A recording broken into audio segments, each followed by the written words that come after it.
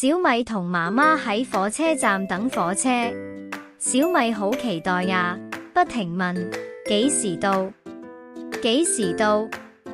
媽媽話今日我哋學到字，到係形聲字，左邊係字，右邊係刀。媽媽話左邊字係一支箭射落地嘅樣子，表示到達，右邊都係聲旁，話俾我哋知道字點讀。忽然火車嘟嘟聲響起，小米大叫火車到啦，火車到啦，好開心。